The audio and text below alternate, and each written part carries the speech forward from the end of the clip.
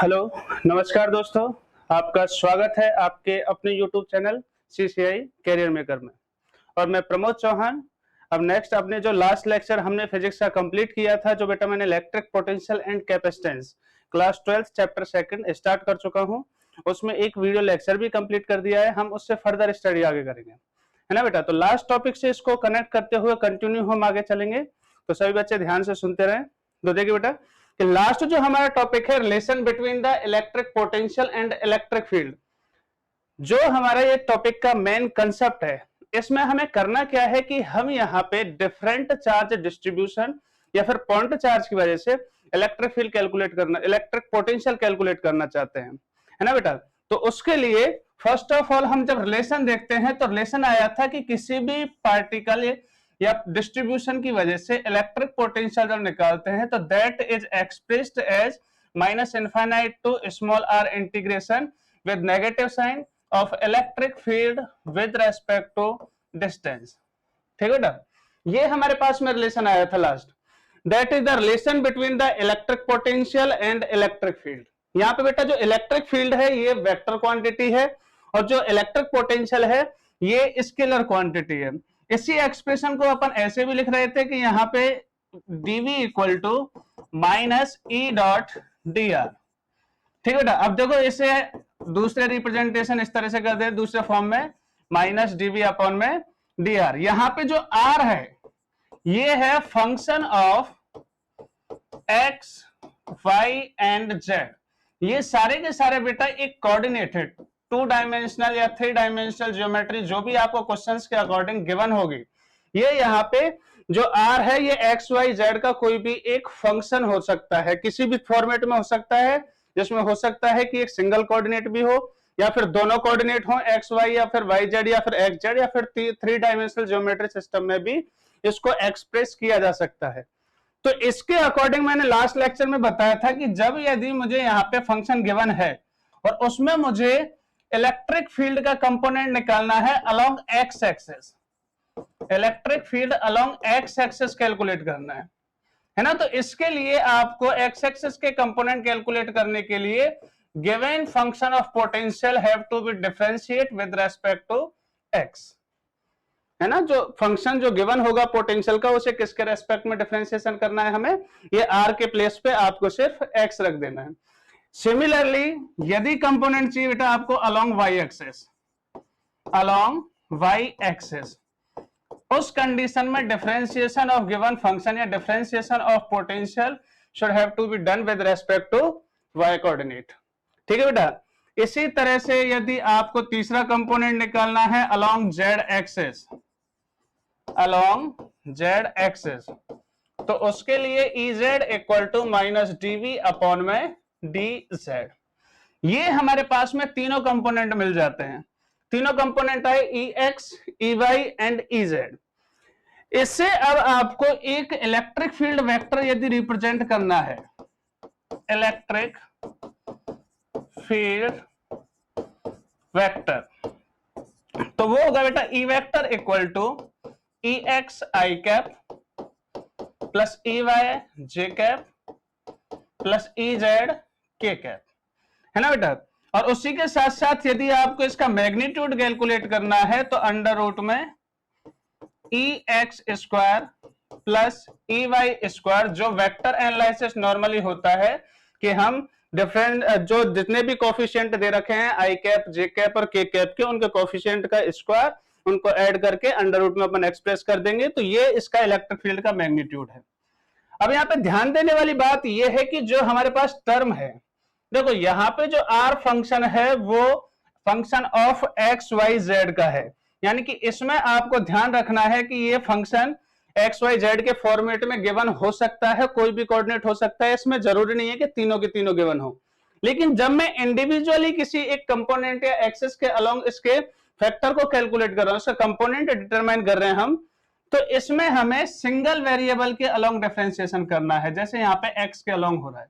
यानी कि बाकी का जो फंक्शन तो पूरा कंप्लीट गिवन होगा, जिसमें एक्स भी होगा, वाई भी होगा और जेड भी होगा, लेकिन हम यहाँ पे सिर्फ किसके अलोंग कैलकुलेट कर रहे हैं बेटा, सिर्फ और सिर्फ एक्स एक्सिस के अलोंग। यानी कि हमने बाकी के दोनों पैरामीटर जो वाई और जेड हैं उनको हमने यहाँ पे नेग्लेक्ट कर दिया है। हम यहाँ पे सिर्फ एक ही पैरामीटर या एक ही कोऑर्डिनेट को अपन इंपॉर्टेंस दे रहे हैं। तो इस तरह के डिफरेंशिएशन को जो हम बाकी के कोऑर्डिनेट्स को नेग्लेक्ट करके सिर्फ एक कोऑर्डिनेट के रेस्पेक्ट में डिफरेंशिएशन कर रहे हैं, तो इस टाइप के डिफरेंशिएशन को बोला जाता है बेटा पार्शियल डिफरेंशिएशन। पार्शियल डिफरेंशिएशन, ठीक है। इस तरह से हम इनको कैलकुलेट करते हैं। तो इस पे बेस्ड एक छोटा सा न्यूमेरिकल देख लो बेटा कि आपके पास क्वेश्चन है और क्वेश्चन में क्या डाटा गिवन है कि द पोटेंशियल या electric potential, the electric potential at any point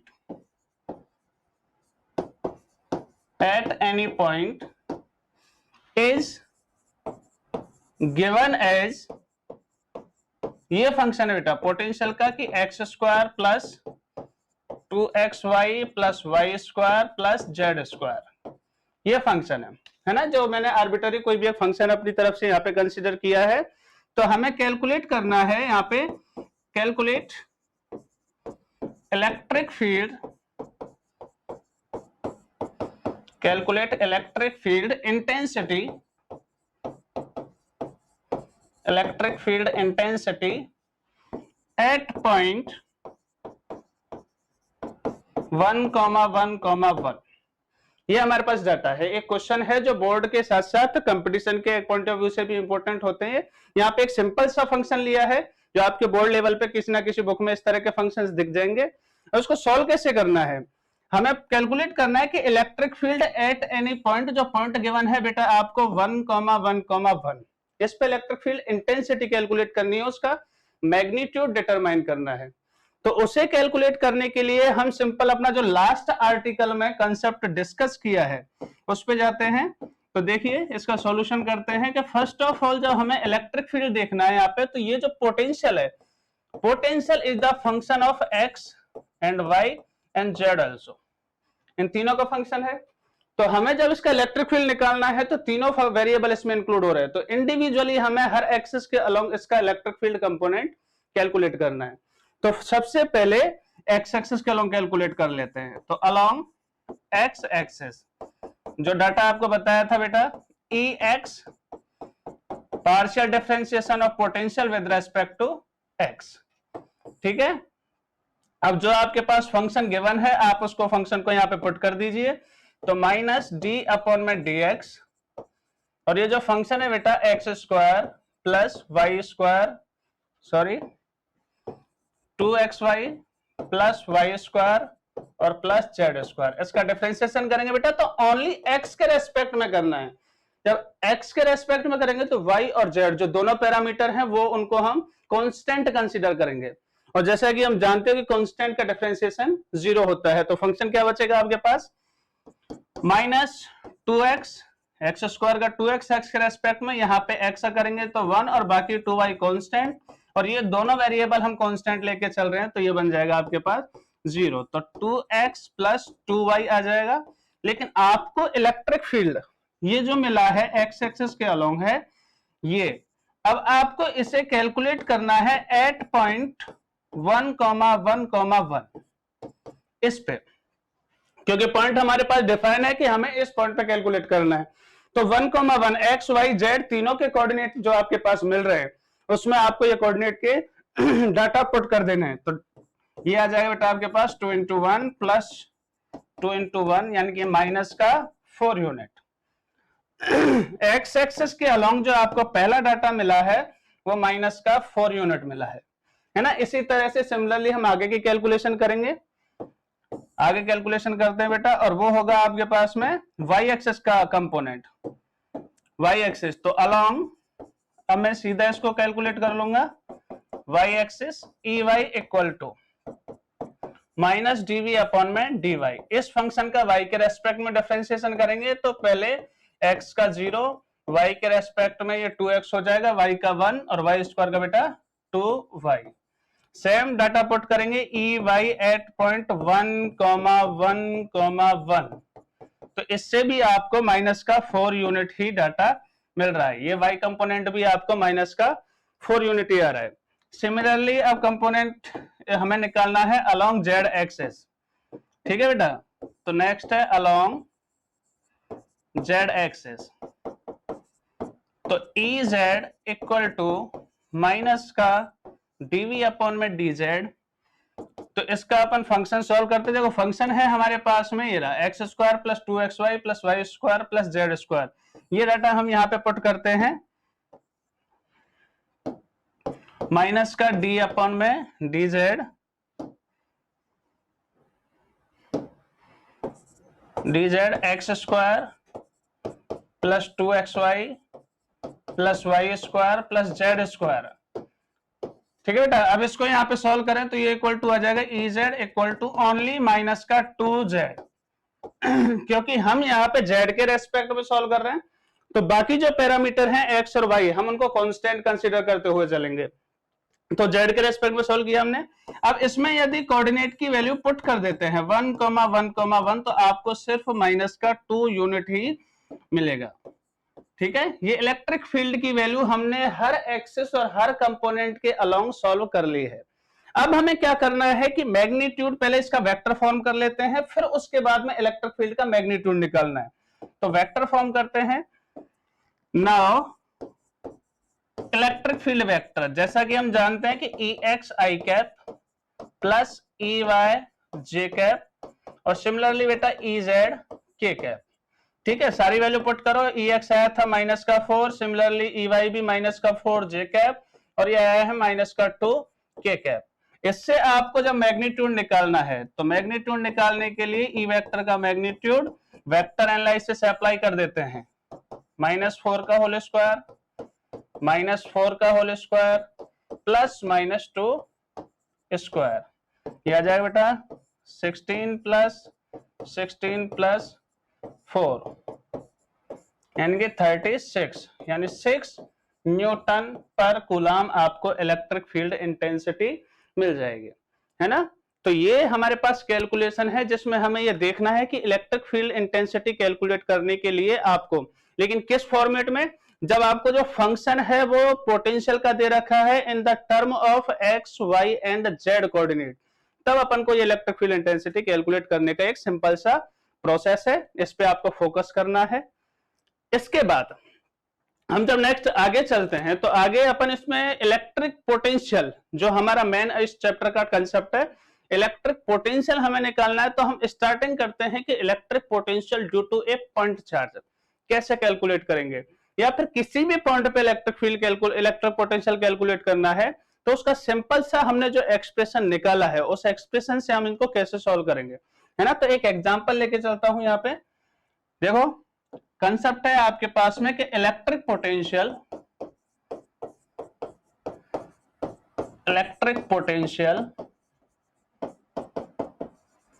due to a point charge, electric potential due to a point charge, ठीक है बेटा। ये है, हमें पॉइंट चार्ज की वजह से इलेक्ट्रिक पोटेंशियल कैलकुलेट करना है। अब क्या करेंगे इसके लिए, सबसे पहले सपोज हमें जब इलेक्ट्रिक पोटेंशियल निकालना है तो हम इसी एक्सप्रेशन को अप्लाई करेंगे -∞ टू r और E वेक्टर डॉट dr, ठीक है बेटा। ये हमारे पास एक्सप्रेशन है। तो हमें जब पोटेंशियल किसी भी चार्ज डिस्ट्रीब्यूशन के लिए, किसी भी फॉर्मेट के लिए कैलकुलेट करना है तो आपको उस पॉइंट के लिए, जिस पॉइंट पे पोटेंशियल निकाल रहे हो, ध्यान से सुनना स्टेटमेंट में क्या बोल रहा हूं कि जिस पॉइंट पे आपको पोटेंशियल कैलकुलेट करना है, first of all you have to know about the electric field intensity at that point. आपको उस पॉइंट की इलेक्ट्रिक फील्ड इंटेंसिटी मालूम होनी चाहिए। जैसे हमारे पास आर्टिकल है कि electric potential due to a point charge. Suppose करो कि ये कोई हमारे पास पॉइंट चार्ज है, जैसे अपन सोर्स चार्ज भी बोलते हैं, है ना। इस पॉइंट चार्ज की वजह से आपको r डिस्टेंस पे इलेक्ट्रिक फील्ड इंटेंसिटी कैलकुलेट करनी है। ये r डिस्टेंस पे इलेक्ट्रिक पोटेंशियल कैलकुलेट करना है।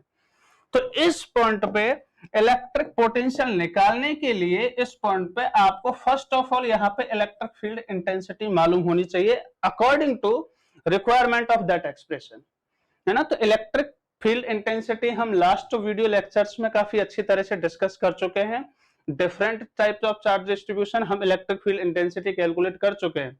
तो उसमें सिंपल सा हमें लेना है कि पॉइंट चार्ज की वजह से इलेक्ट्रिक फील्ड होता क्या है। तो हम जानते हैं बेटा इसका एक्सप्रेशन होता है कि E equal to k Q upon में आर स्क्वायर, ये एक्सप्रेशन है ना, ये इलेक्ट्रिक फील्ड है। हमें अब इलेक्ट्रिक पोटेंशियल निकालना है। तो देखो बेटा इसको यदि सॉल्व करें तो इसे अपन और फॉर्मेट में इस तरह से भी लिख सकते हैं, V इक्वल टू वेक्टर, ये डॉट प्रोडक्ट हो रहा है दोनों वेक्टर क्वांटिटी का, तो इसे हटा के आप यहां से cos थीटा लिख सकते हैं। cos थीटा आप जानते हो क्या होता है, cos theta is the angle between electric field vector and displacement vector, है ना, इन दोनों के बीच में एंगल होता है। तो यहाँ पे आप देखिए इस पॉजिटिव चार्ज पार्टिकल की वजह से इलेक्ट्रिक फील्ड भी इधर ही है, और यहाँ पे यदि टेस्ट चार्ज रखोगे तो टेस्ट चार्ज पॉजिटिव की वजह से रिपेल होगा, तो इसका dr वेक्टर भी इधर ही हो जाएगा। दोनों एक दूसरे के अलॉन्ग ही है, दोनों एक दूसरे के अलॉन्ग हो गए तो थीटा कितना मिलेगा बेटा 0 डिग्री, और थीटा यदि 0 डिग्री हो गया तो cos 0 की वैल्यू कितनी हो जाएगी 1। cos 0 1 हो गया तो आपके पास अब एक्सप्रेशन में क्या बचा है, ध्यान से देखिए, v equal to integration infinity to r and e dot dr, तो इन्फिनिटी टू r माइनस और के क्यू अपॉन में आर स्क्वायर और डॉट dr, ये आ गया। दोबारा से एक बार सेंटेंस को रिपीट कर रहा हूं बेटा कि जब आपको इलेक्ट्रिक फील्ड इंटेंसिटी कैलकुलेट करनी है, सॉरी इलेक्ट्रिक पोटेंशियल कैलकुलेट करना है, तो एक्सप्रेशन की रिक्वायरमेंट के अकॉर्डिंग उस पॉइंट पे इलेक्ट्रिक फील्ड इंटेंसिटी एक्सप्रेशन आपको मालूम होनी चाहिए। और ये हम पहले ही अपने जो जितने वीडियो लेक्चर बन चुके हैं उसमें एप्लीकेशंस ऑफ गाउस लॉ, वहां पे हम इनको आसानी से समझा भी चुके हैं, डिस्कस भी किया है हमने, काफी तरह की प्रॉब्लम भी सॉल्व की उनसे रिलेटेड, है ना। लेकिन यहाँ पे देखो इसमें हमने जैसे पॉइंट चार्ज का सबसे छोटा एग्जांपल लिया था, तो पॉइंट चार्ज की वजह से ये हमारे पास एक्सप्रेशन आ चुका है। अब देखिए इसे आगे कैसे करेंगे, तो v इक्वल टू माइनस का K Q infinity to r 1 upon में आर स्क्वायर डॉट dr, इसको अब थोड़ा सा स्पीड से सॉल्व कर लेते हैं। माइनस के क्यू इंटीग्रेशन करने के बाद में बेटा -1 अपॉन r और infinity to r, value put कर दीजिए। लिमिट जैसा हम जानते हैं कि लिमिट कैसे पुट की जाती है, first of all upper limit, minus को हम बाहर ले लें तो ये माइनस माइनस प्लस हो जाएगा, first of all upper limit minus lower limit, तो ये आपके पास एक्सप्रेशन आ गया के क्यू अपॉन में r, ठीक है। r डिस्टेंस पे इलेक्ट्रिक पोटेंशियल फाइंड आउट करने का फॉर्मूला हमारे पास आ चुका है, ये आ गया। लेकिन देखो चार्ज जैसा कि हम पहले ही डिस्कस कर चुके, फर्स्ट वीडियो लेक्चर था अपना, कि हमने देखा चार्ज दो टाइप के होते हैं, एक तो होता है पॉजिटिव और एक होता है नेगेटिव चार्ज। इस एक्सप्रेशन में अभी तक कहीं पे ऐसा स्पेसिफाई नहीं हुआ है कि हमने किस तरह के चार्ज पार्टिकल के लिए इलेक्ट्रिक पोटेंशियल कैलकुलेट किया है, कहीं पे भी स्पेसिफाई नहीं हुआ है। तो सपोज करो कि यदि हमारे पास चार्ज पॉजिटिव की जगह नेगेटिव आ जाता तो पोटेंशियल को हम किस फॉर्मेट में लिखते, उसमें नेगेटिव साइन लगाते या फिर डायरेक्टेड करते हो उसको। तो ये सारी बातें जो डिपेंड करती हैं, ये डिपेंड करती हैं उस पार्टिकल या उस फिजिकल क्वांटिटी की वेक्टर और स्केलर नेचर पे।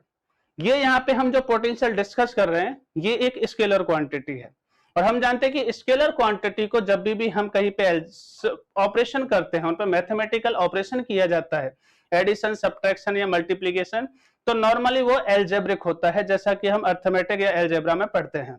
लेकिन जब वेक्टर क्वांटिटी होती है तो उनके लिए हमको डायरेक्शन की भी फंडामेंटल रिक्वायरमेंट होती है।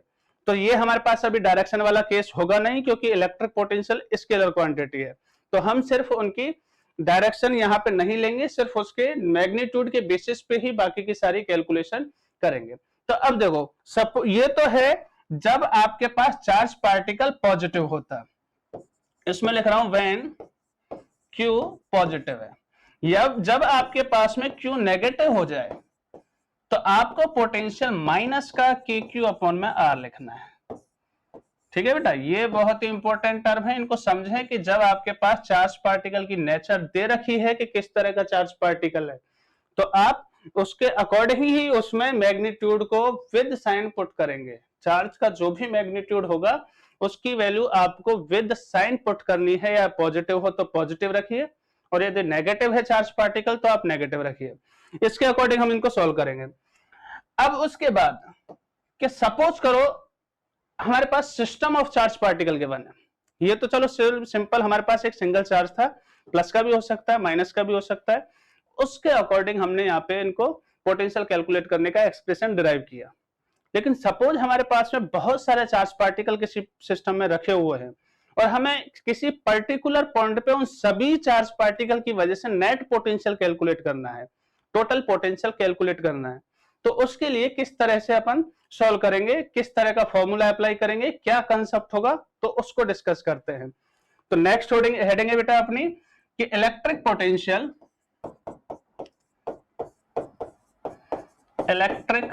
पोटेंशियल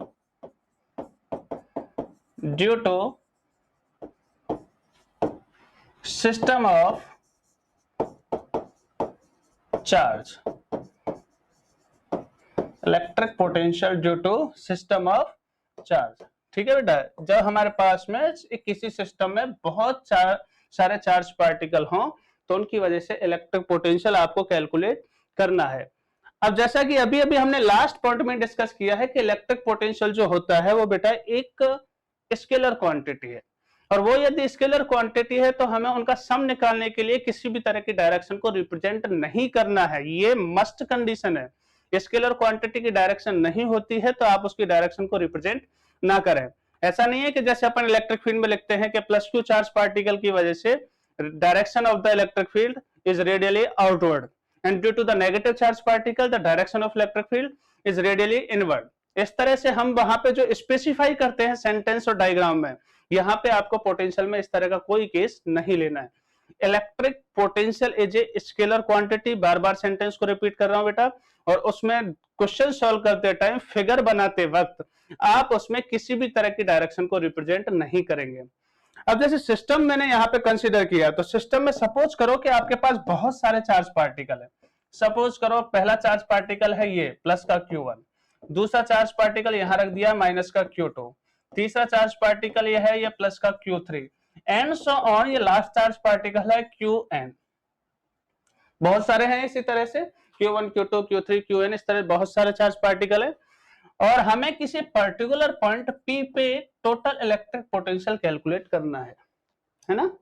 पर्टिकुलर पॉइंट P पे we have to calculate the net potential. अब इसके लिए according to the requirement of the formula, जैसे पोटेंशियल का फॉर्मूला होता है KQ अपॉन में R, तो K तो है अपने पास कांस्टेंट 9 × 10⁹ वैल्यू होती है, और Q है magnitude of the charge particle with sign, क्योंकि हम पोटेंशियल कैलकुलेट कर रहे हैं, और R जो है वहां पे वो है ऑब्जर्वेशन डिस्टेंस या फिर distance of the observation point from the charge particle. अब हमें यहाँ पे थर्ड जो पैरामीटर है उसकी रिक्वायरमेंट के अकॉर्डिंग सबकी डिस्टेंस को स्पेसिफाई करना है। तो इसी तरह से मैं मान लेता हूं कि सपोज करो कि जो फर्स्ट चार्ज पार्टिकल है वो R1 डिस्टेंस पे है, तो उसकी distance from the observation point is R1, and the distance of minus q charge particle is separated by a small r2 distance from the point P. Similarly, the charge particle Q3 is apart by the distance r3 from point P, and so on. The distance of observation point P is Rn from the last charge particle Qn. अब ये हमने एक system create किया है ना, ये system arbitrary अपनी तरफ से माना है हमने। अब P पॉइंट पे कैलकुलेशन करूंगा तो देखो प्लस Q1 की वजह से वहां पे पोटेंशियल होगा, माइनस Q2 के कारण भी पोटेंशियल होगा, potential also occur at point P due to the charge Q3, और Qn की वजह से वहां पे भी पोटेंशियल एग्जिस्ट करेगा। तो हमें इंडिविजुअली हर चार्ज पार्टिकल की वजह से पोटेंशियल को निकाल लेना है। तो सबसे पहले स्टार्ट करते हैं अपन potential at point P, potential at point P। अब पहला केस, पहला जो है हमारे पास ड्यू टू, पहला चार्ज कौन सा बेटा Q1 है ना, इसकी वजह से पोटेंशियल निकालेंगे तो ऐसे लिखेंगे बेटा V1 इक्वल टू प्लस का, क्योंकि ये चार्ज पार्टिकल प्लस का है तो पोटेंशियल भी वहां पे प्लस ही होगा, है ना, तो प्लस का ही रिप्रेजेंट करेंगे अपन। ये ध्यान रखना है बस यहाँ पे कि चार्ज पार्टिकल की नेचर के अकॉर्डिंग आपको पोटेंशियल का साइन स्पेसिफाई करना है। तो प्लस का है तो प्लस ही लिखेंगे अपन इसको, और KQ1 अपॉन में R1, ठीक है। Similarly due to minus Q2 charge, next जो चार्ज है वो माइनस का है, तो इसकी वजह से V2 इक्वल टू माइनस का K। अब देखो यहाँ पे सेकंड चार्ज पार्टिकल नेगेटिव है, तो उसकी वजह से हमने in the expression of the potential negative sign को रिप्रेजेंट कर दिया है।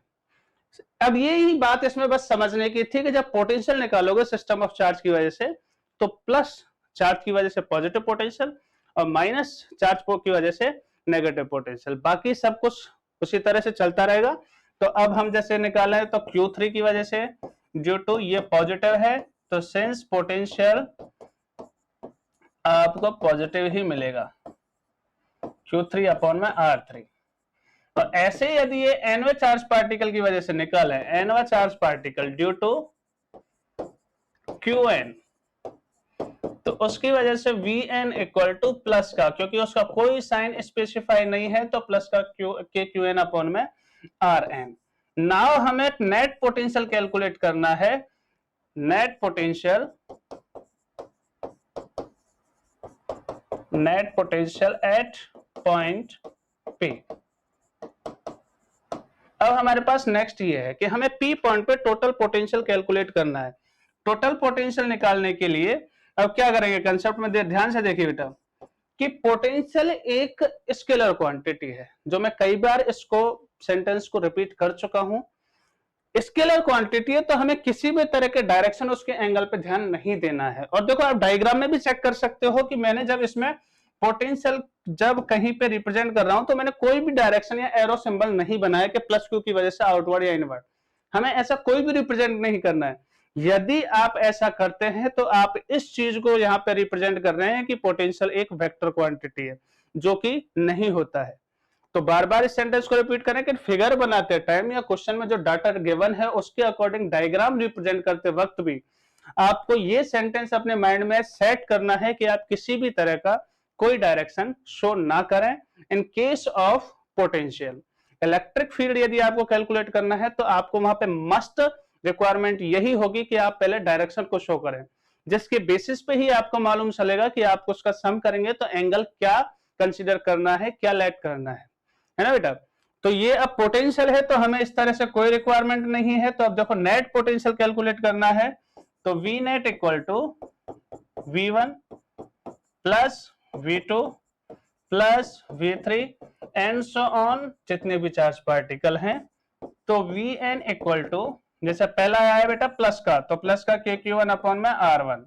सेकंड पोटेंशियल हमें जो मिला है वो है माइनस का, तो माइनस का KQ2 अपॉन में R2। थर्ड वाला जो पोटेंशियल मिला है वो फिर प्लस का है, तो प्लस का KQ3 अपॉन में R3। और लास्ट जो मिला है वो बेटा आपके पास प्लस का ही है, तो प्लस का KQN अपॉन में Rn। ये आपके पास नेट पोटेंशियल कैलकुलेट करने का तरीका है ना। तो हम यहां से ये कह सकते हैं कि net potential at any point due to the system of charges. ध्यान से देखना बेटा एक्सप्रेशन को, ये पूछा जा सकता है 1 मार्क्स क्वेश्चन में। यदि स्टेटमेंट का फॉर्मेशन यदि पूछ लिया जाए कि स्टेटमेंट क्या लिखोगे, तो क्या लिखना है कि net potential at any point due to the system of charges is normally algebraic some.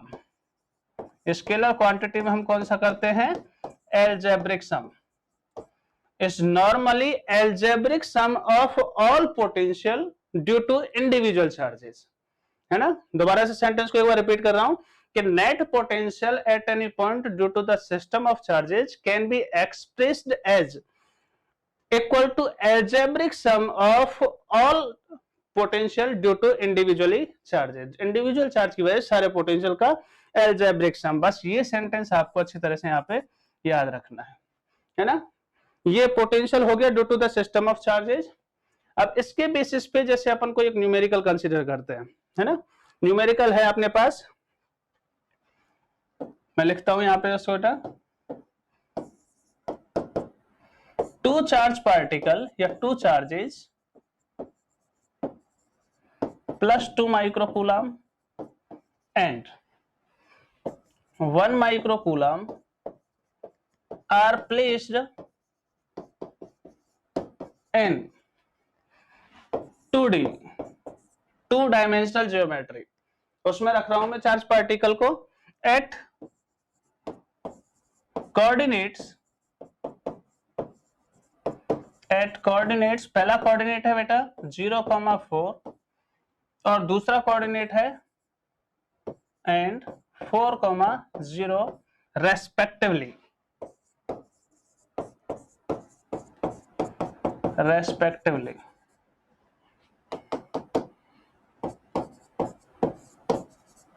then determine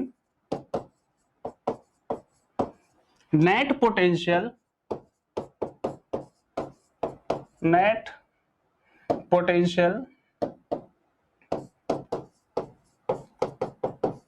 at origin। ये क्वेश्चन है बेटा, देखो अभी हमने सिस्टम ऑफ चार्ज का एक केस पढ़ा है, तो उसके अकॉर्डिंग हम ये क्वेश्चन ले रहे हैं यहाँ पे। और ये सिंपल सा क्वेश्चन है, इसमें कोई डाटा आपको जो गिवन है, डाटा के बेसिस पे आपको कंफ्यूज होने की जरूरत नहीं है, बहुत ही आसान कंसेप्ट है। आप उसको बस अच्छी तरह से समझें और अपना जो कंसेप्ट पढ़ा है हमने लास्ट, उसे अप्लाई करने की कोशिश करें, है ना। तो देखिए इसका सॉल्यूशन करते हैं। इसका सॉल्यूशन करना है तो सबसे पहले आपको इसका डायग्राम रिप्रेजेंट करना होगा। जैसे डायग्राम में दे रखा है कि +2 microcoulomb placed at the coordinate 0,4 and 1 microcoulomb is placed at the coordinate 4,0। यहाँ पे दोनों चार्जेस पॉजिटिव है, दोनों चार्जेस प्लस के हैं, तो आप फिर भी इसमें कोई कंफ्यूजन वाला केस नहीं है। सिर्फ आपको ये याद रखना है प्लस का है तो पोटेंशियल भी प्लस में मिलेगा, और माइनस का चार्ज पार्टिकल है तो पोटेंशियल भी माइनस में। मैंने यहाँ पे इस क्वेश्चन में जो डाटा है उसको दोनों चार्जेस प्लस में लिए हैं। अब देखिए डायग्राम के अकॉर्डिंग देखा जाए तो इसमें हमारे पास पहला चार्ज पार्टिकल रखा है 0,4 यानी कि ए पॉइंट पे। तो पहले चार्ज पार्टिकल को पुट करते हैं, ये कोऑर्डिनेट हो गया बेटा वो 0,4 पॉइंट जो ए है, और यहाँ पे रखा है 2 माइक्रोकूलम, ठीक है। और दूसरा कोऑर्डिनेट जो है वो है 4,0, यहाँ पे है वो बी कोऑर्डिनेट 4,0, और उस पे जो चार्ज पार्टिकल है वो है 1 माइक्रोकूलम। क्वेश्चन में जो डाटा था उसको हमने एक्सप्रेस कर दिया फिगर में। हमें जो नेट पोटेंशियल कैलकुलेट करना वो इस पॉइंट पे है। तो देखो पहला वाला चार्ज है, इसे हम मान लेते हैं Q1, और इस चार्ज को हम बोल देते हैं Q2। तो पहले चार्ज की वजह से जो इसकी ऑब्जर्वेशन पॉइंट जो और ओरिजिन है, इसकी जो डिस्टेंस है वो 4 सेंटीमीटर हो गई, है ना। यहां से यहां तक जो कोऑर्डिनेट की डिस्टेंस है वो 4 सेंटीमीटर। ऐसे ही सेकंड वाले चार्ज पार्टिकल की वजह से भी ऑब्जर्वेशन पॉइंट की जो डिस्टेंस है वो भी 4 सेंटीमीटर है, इसके कोऑर्डिनेट भी 4,0 है, ठीक है। नेट पोटेंशियल हम निकाले तो नाउ पोटेंशियल एट ओरिजिन पहले निकालते बेटा ड्यू टू Q1 चार्ज की वजह से, जैसे फॉर्मूला होता है KQ/R, तो V1 यहाँ पे लिखेंगे, तो K की वैल्यू 9 × 10⁹ बेटा, और Q है आपके पास में 2 माइक्रोकूलम, और ये अगेन 4 सेंटीमीटर। 4 सेंटीमीटर को हम मीटर में कन्वर्ट कर देते हैं। उसके बाद जो आपके पास डाटा मिलेगा तो वो 18/4 और इनटू में 10 की पावर, ऊपर बेटा देखो 10 की पावर यहाँ पे कैलकुलेट करनी है, तो ऊपर 9 - 6 तो 3 और +2, तो ये आपके पास डाटा आ गया 18/4 इंटू 10 की पावर 5, और पोटेंशियल की यूनिट होती है वोल्ट, है ना। ये डाटा आ गया। अब हमें क्या करना है कि अब दूसरे वाले चार्ज पार्टिकल की वजह से कैलकुलेट करना है पोटेंशियल। तो सिमिलरली ड्यू टू Q2 इसकी वजह से कैलकुलेट करेंगे, तो V2 इक्वल टू फॉर्मूला वही K, लेकिन इस बार जो Q है आपके पास चार्ज पार्टिकल वो 1 माइक्रोकूलम है। 1 माइक्रोकूलम पुट कीजिए यहाँ पे, 1 × 10⁻⁶, और अपॉन में डिस्टेंस सेम 4 सेंटीमीटर, जिसे हम मीटर में कन्वर्ट कर देते हैं according to the system of MKS, है ना। जैसा कि आजकल की सारी कैलकुलेशन जो हम जानते हैं बेटा, तो MKS यूनिट सिस्टम में ही की जाती हैं, तो सारे डाटा को हमने MKS में कन्वर्ट कर दिया है। अब इससे आपको आंसर मिलेगा 9/4 और इनटू में 10 की पावर 5 वोल्ट। ये पोटेंशियल कैलकुलेट कर रहे हैं तो उसकी यूनिट वोल्ट। अब नेट पोटेंशियल देखो, मैं किसी भी तरह का कोई एरो रिप्रेजेंटेशन वहां पर नहीं कर रहा हूं कि पॉइंट ए पे एरो बनाया है या प्लस की वजह से डायरेक्शन आउटवर्ड होगी, ऐसा कोई रिप्रेजेंट नहीं किया है। आपने सिर्फ डायग्राम बनाया है जिससे आपको सिर्फ लोकेशन और डिस्टेंस मालूम हो जाए। अब आपको सिर्फ V नेट निकालना है, तो दोनों का नॉर्मल सम करना होगा V1 + V2। तो पहला डाटा है आपके पास में 18/4 इंटू 10 की पावर 5 और दूसरा डाटा बेटा 9/4 और इंटू में 10 की पावर 5। इससे आपको जो कैलकुलेशन करने के बाद में जो वी नेट रिजल्टेंट मिलेगा वो आएगा 27/4 इंटू 10 की पावर 5 और वोल्ट। ये आपके पास आंसर हो जाएगा, है ना बेटा। ये हमारे पास सिंपल सा कंसेप्ट है। तो हमने पोटेंशियल कैलकुलेट किया। ऐसे ही इसी तरह से देखो, ये तो पॉइंट चार्ज पार्टिकल की वजह से पोटेंशियल या फिर सिस्टम ऑफ चार्ज पार्टिकल की वजह से पोटेंशियल, ये सब हमने कैलकुलेट किया है। इसी तरह से हम एक केस और लेते हैं कि electric potential due to charge conducting sphere. ध्यान से सुनना है इसको, electric potential due to charge conducting sphere. हम इस पे अप्लाई करते हैं अपने इस लेसन को। तो नेक्स्ट हेडिंग यही होगी कि इलेक्ट्रिक पोटेंशियल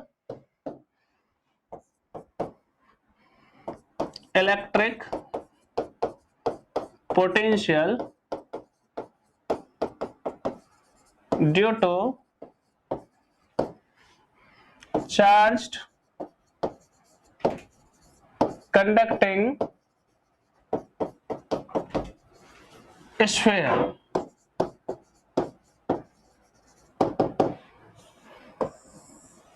कंडक्टिंग स्फीयर, है ना। हमें इसकी वजह से पोटेंशियल कैलकुलेट करना है।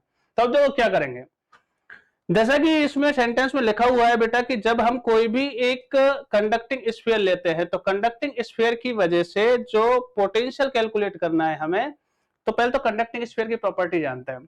उसकी प्रॉपर्टी क्या होती है कि जब किसी भी एक स्फीयर को आप चार्ज दोगे, जैसे सपोज करो कि ये कंडक्टिंग स्फीयर है और इसको यदि आपने चार्ज कैपिटल क्यू दिया है तो होल चार्ज, ये कंडक्टर है तो कंडक्टर की प्रॉपर्टी होती है कि होल चार्ज यूनिफॉर्मली डिस्ट्रीब्यूट और it's only and only entire surface. उसके वॉल्यूम में डिस्ट्रीब्यूट नहीं होगा। ये वॉल्यूम में डिस्ट्रीब्यूशन केस तब होता है जब हमारे पास में ये जो स्फीयर है वो इंसुलेटर होता है ना। ये कंडक्टर है तो कंडक्टर में सारा चार्ज कहां पे आ जाएगा बेटा, उसकी सरफेस पे आ जाएगा। अब इस सरफेस चार्ज पार्टिकल की वजह से या फिर कहो कि इस स्फीयर में चार्ज डिस्ट्रीब्यूशन की वजह से पोटेंशियल निकालना है, तो पोटेंशियल कैलकुलेट करने के हमारे पास कई सारे डिफरेंट केस हो सकते हैं। तो देखिए, जैसे हो सकता है कि हमें observation point outside the sphere given हो, इस पॉइंट को अपन मान लेते हैं x, या हो सकता है कि हमारे पास में जो ऑब्जर्वेशन पॉइंट वो सरफेस पे हो, या फिर हो सकता है कि ऑब्जर्वेशन पॉइंट जो है वो इनसाइड द स्फीयर है z। जैसे मैंने यहाँ पे तीनों पॉइंट आपको एक्सप्रेस कर दिए। और ये भी लेट कर लेते हैं बेटा साथ में कि मान लेते हैं इसकी रेडियस जो है वो कितनी है, कैपिटल R इस स्फीयर की। तो इसके अकॉर्डिंग आपको सभी जगह पे देखो, जैसे पोटेंशियल की रिक्वायरमेंट होती है, पोटेंशियल का फॉर्मूला जो होता है आपके पास कि V equal to minus integration infinity to R और E vector dot dr vector. Maximum cases में आपको इन दोनों के बीच में एंगल 0 डिग्री मिलता है तो cos 0 1 हो जाता है। तो हम इसी एक्सप्रेशन को अप्लाई करते हैं E डॉट dr, है ना। थीटा 0 होने की वजह से cos 0 क्या हो गया बेटा, 1 हो गया। अब जैसे यहाँ पे आपको first of all potential calculate करने के लिए रिक्वायरमेंट है इलेक्ट्रिक फील्ड की। अब जैसे आपको एक्स पॉइंट पे इलेक्ट्रिक पोटेंशियल कैलकुलेट करना है तो आपको वहां का पोटेंशियल इलेक्ट्रिक फील्ड चाहिए। वाई पॉइंट पे यदि आपको कैलकुलेट करना है तो आपको इस पॉइंट का इलेक्ट्रिक फील्ड इंटेंसिटी एक्सप्रेशन आना चाहिए। यदि जेड पॉइंट पे कैलकुलेट करना है तो आपको इस जगह की इलेक्ट्रिक फील्ड मालूम होनी चाहिए। तो सबसे पहले हम केस कैलकुलेट करते हैं। Case first, outside the sphere, यानी कि small R greater than capital R. अब बेटा यहाँ पे जो स्मॉल आर है वो observation distance from the centre of the sphere, ये है स्मॉल आर। हम पहला जो केस ले रहे हैं एट पॉइंट एक्स पे जो निकाल रहे हैं, तो उसके लिए जो स्मॉल आर है वो ऑब्जर्वेशन डिस्टेंस है या फिर distance of observation point from the centre of sphere. इसको मैं ऐसे भी लिख देता हूं एट पॉइंट एक्स। इससे कंफ्यूज मत होना कि स्मॉल आर और कैपिटल आर में क्या है। स्मॉल आर ऑब्जर्वेशन डिस्टेंस है जबकि कैपिटल आर रेडियस है। हम एक्स पॉइंट पे कैलकुलेट कर रहे हैं। तो देखो, आपको रिक्वायरमेंट होगी कि आपको इसमें इन्फिनिटी से, डेफिनेशन यही कहती है कि पोटेंशियल हम तभी कैलकुलेट कर सकते हैं जब चार्ज पार्टिकल या फिर टेस्ट चार्ज को हम इन्फिनिटी से मूव कराते हुए लाए। तो इनिशियल पॉइंट तो इन्फिनिटी ही रहेगा। लेकिन जो दूसरा पॉइंट है जहां पे हमें पोटेंशियल कैलकुलेट करना है तो वो दूसरा पॉइंट x है और उसकी डिस्टेंस मालूम हो रही है इस डायग्राम से कि ये डिस्टेंस ऑफ सेंटर से, स्फीयर के सेंटर से r डिस्टेंस पे है। तो हमें इसके लिए कैलकुलेट करने के लिए इसकी लिमिट -∞ टू r पुट करनी होगी, है ना।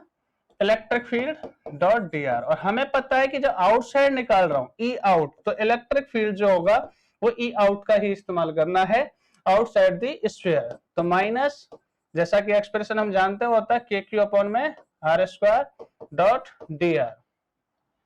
आप इसको सॉल्व करोगे बेटा तो माइनस का KQ और फिर वही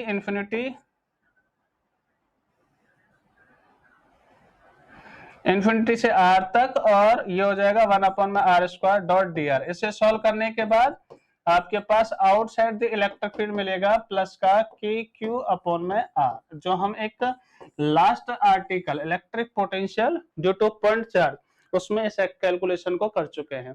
तो इस वजह से मैंने इसको डायरेक्ट लिख दिया है, यहाँ पे ये इंटीग्रेशन किया है नॉर्मली। अब जो दूसरा पॉइंट है कि at the surface of sphere, case second, at the surface, तो सिंपल सा कंसेप्ट ये होगा बेटा कि सरफेस के लिए स्मॉल r यानी कि observation distance and the radius of sphere दोनों एक दूसरे के क्या हो जाएंगे, इक्वल। मैं इस पॉइंट की बात कर रहा हूं, ये y पॉइंट, ये यहाँ पे यदि इलेक्ट्रिक पोटेंशियल कैलकुलेट करना है तो रेडियस और ऑब्जर्वेशन डिस्टेंस दोनों एक दूसरे के इक्वल हो जाएंगे, है ना। या फिर आपको ऐसे भी लिख सकते हो एट पॉइंट y, ठीक है, ऐसे भी लिख सकते हैं। तो इसमें क्या होगा, सरफेस के लिए कैलकुलेट करोगे तो अब डेफिनेशन की रिक्वायरमेंट के अकॉर्डिंग, डेफिनेशन जो होता है कि इंफिनिटी से, तो हम initial point of the limit उसको तो इंफिनिटी रखेंगे, लेकिन कहां तक लाना है चार्ज पार्टिकल, हमको जो टेस्ट चार्ज है कहां तक मूव कराना है, वो सरफेस ऑफ द स्फीयर, और surface of sphere is apart by the capital R distance from the centre of sphere, है ना। हमें यानी कि कहने का मतलब इस कैलकुलेशन के अकॉर्डिंग कैपिटल R तक आपको इसका इंटीग्रेशन करना होगा, ठीक है। अब रख दीजिए यहाँ पे E डॉट dr, वो एक एक्सप्रेशन आपके पास infinity to capital R KQ upon में r² डॉट dr, और इसे सॉल्व करोगे बेटा तो सॉल्व करने के बाद में V सरफेस जो आपके पास मिलेगा वो प्लस का KQ अपॉन में सिंपल कैपिटल R आ जाएगा, इसके अलावा इसमें कोई टर्म नहीं है ना। अब जो तीसरा केस है वो थोड़ा सोचने वाला है ना। इस तीसरे केस को अपन अच्छी तरह से समझना, इस पर कॉन्सेंट्रेट करना, यही इंपॉर्टेंट पार्ट होता है, बाकी इसमें कोई प्रॉब्लम नहीं है, ठीक है। देखते चलो इसमें, तो case third, inside the sphere यानी स्मॉल r लेस देन कहां हो जाएगा, कैपिटल R के। या फिर डायग्राम के रिक्वायरमेंट के अकॉर्डिंग आप देखो तो हम यहाँ पे पॉइंट Z पे कैलकुलेशन कर रहे हैं। डायग्राम में आपको दिखा देता हूं, ये देखो पॉइंट Z, इस जगह कैलकुलेशन कर रहे हैं हम यहाँ पे इलेक्ट्रिक पोटेंशियल की कैलकुलेशन करनी है, तो ये इनसाइड द स्फीयर हो गया। अब हमें इसमें कैलकुलेशन करनी है, तो देखो इसमें डायग्राम में सबसे पहले होगा क्या, रिक्वायरमेंट वही है कि हमें पोटेंशियल कैलकुलेट करना है, तो माइनस इनिशियल लिमिट आपको क्या रखनी होगी बेटा, इंफिनिटी ही रखनी होगी। लेकिन जब आप अंदर कैलकुलेट करोगे, इसका डायग्राम मैं अलग से बना देता हूं यहाँ पे, जैसे ये चार्ज स्फीयर है, ये Z पॉइंट है, ओरिजिन, ये R डिस्टेंस पे बेटा, ठीक है। अब जब आपको इसकी कैलकुलेशन करनी है तो चार्ज पार्टिकल को सबसे पहले तो आपको इंफिनिटी से लाना होगा उसकी सरफेस तक, यहां तक लाना होगा। तो यहां के लिए इलेक्ट्रिक फील्ड का एक्सप्रेशन KQ अपॉन में स्मॉल r होता है, r² होता है, जो हम जानते हैं कि आउटसाइड द स्फीयर ये इलेक्ट्रिक फील्ड है। यहां के लिए इलेक्ट्रिक फील्ड का फंक्शन जो है वो inversely proportional to the square of distance depend करता है। लेकिन जैसे ही सरफेस के अंदर आते हैं, सरफेस के इनसाइड अपन कैलकुलेट करना चाहें तो electric field inside the sphere आपको मिलता है 0।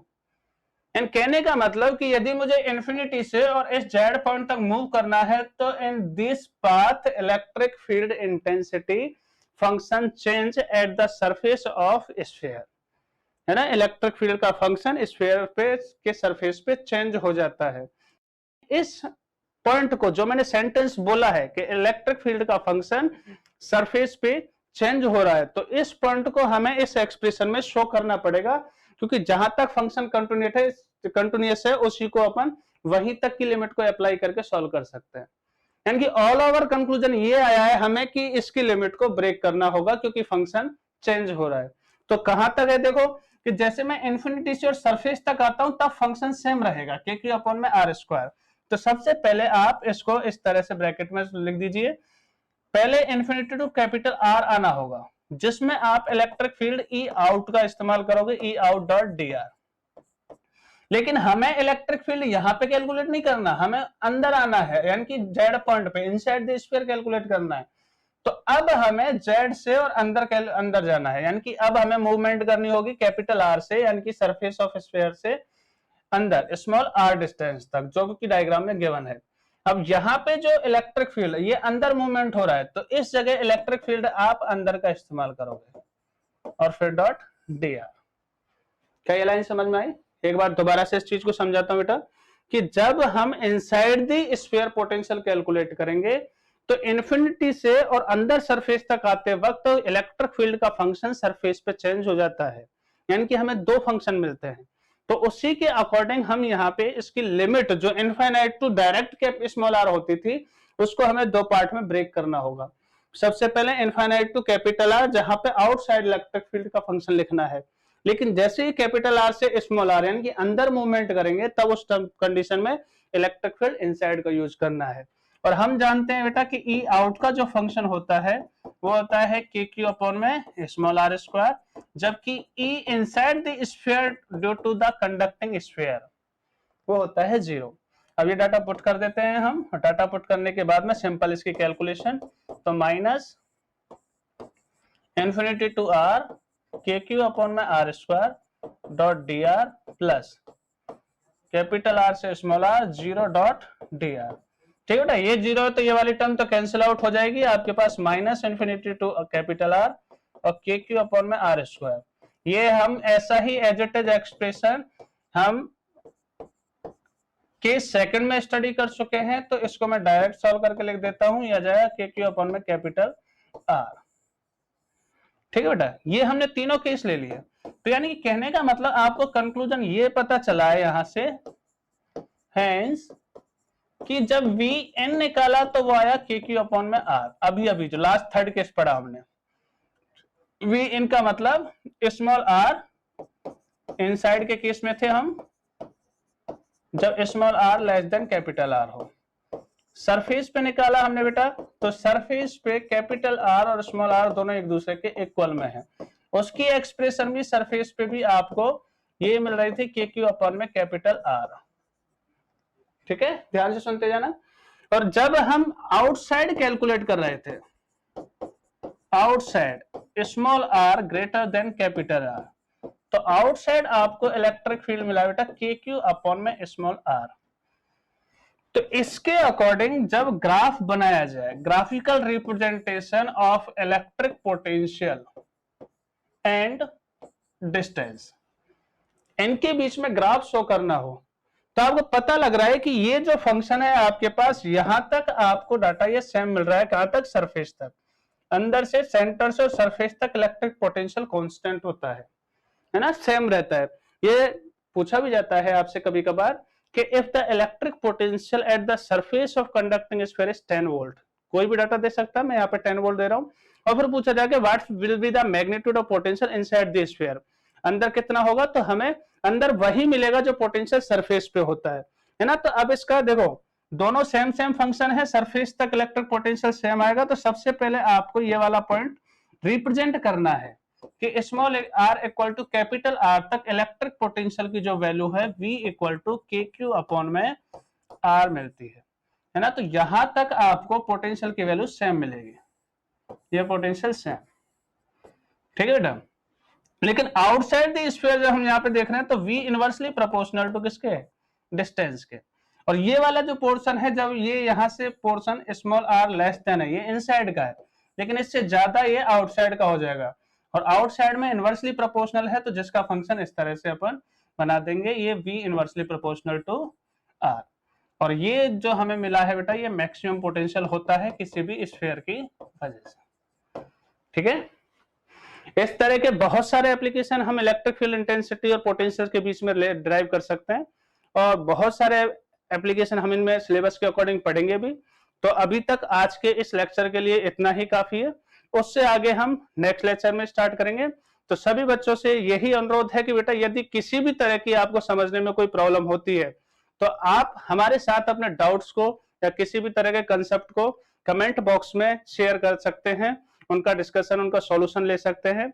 और इससे रिलेटेड, सिलेबस से रिलेटेड आपको यदि अपने हैंड रिटन नोट्स बनाने हैं तो हमारे डिस्क्रिप्शन बॉक्स में एक पीडीएफ का लिंक सेंड किया हुआ है, आप वहां से उसको डाउनलोड करें और अपने नोट्स प्रिपेयर कर सकते हैं। Thank you.